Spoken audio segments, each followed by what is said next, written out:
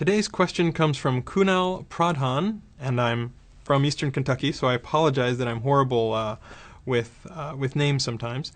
The question is, Google crawls site A every hour and site B once in a day. Site B writes an article. Site A copies it, changing the timestamp. Site A gets crawled first by Googlebot, whose content is original in Google's eyes and will rank highly. And if it's A, then how does that do justice to site B? So I could get into a lot of really interesting stuff about how to crawl the web. You know, if you really want to know about a signal, the Nyquist rate says you want to sample at 2 times that frequency, but the fact is you can always change a web page. So the whole idea, the conception of being able to crawl the entire web and having a perfect copy at every instant is a little bit flawed, because at any time we can only go and fetch a certain finite number of pages. If we tried to fetch them all, and our architecture could almost support that, then the web might crash from all of those requests. And we try to crawl in a relatively polite way. We also try to prioritize based on things like the page rank of a particular page, or maybe a site might have a lot of page rank. So the question is essentially, if A is getting crawled a lot, but the original article starts on B, what if A rips off B? Well, there are ways that you can help to guard against that. So for example, if you do a tweet, people will see it, people may link to it, and we may follow those links faster than we'll discover it on the other site. Another thing that you can do is you can hook up, things like PubSub which will ping various places. There is a very limited amount in which we will use PubSub to help improve our crawl, and that might change over time. And that's a great way to sort of asynchronously say, hey, there's a new article or there's a new blog post.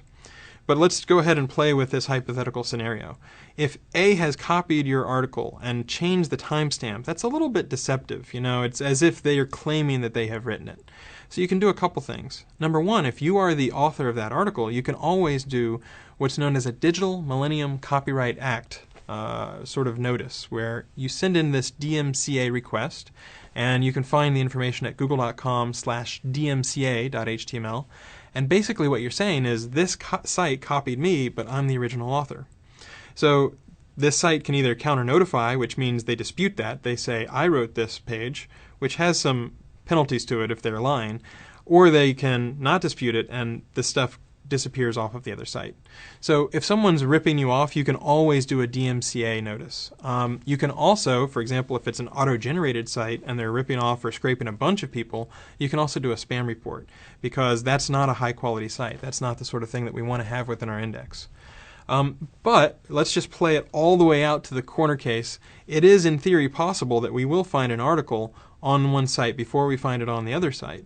And so, it is definitely the case that we try hard to find out who's the original creator of a particular piece of content, but I wouldn't claim that we're perfect. We do as much as I can think of to try to figure out what are the ways that people can indicate that they wrote the content.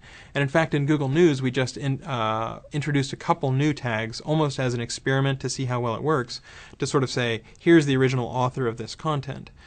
So there are approaches that we're exploring to sort of figure out if there are other ways to do that, but at least for the time being, in theory, it is possible to have an article.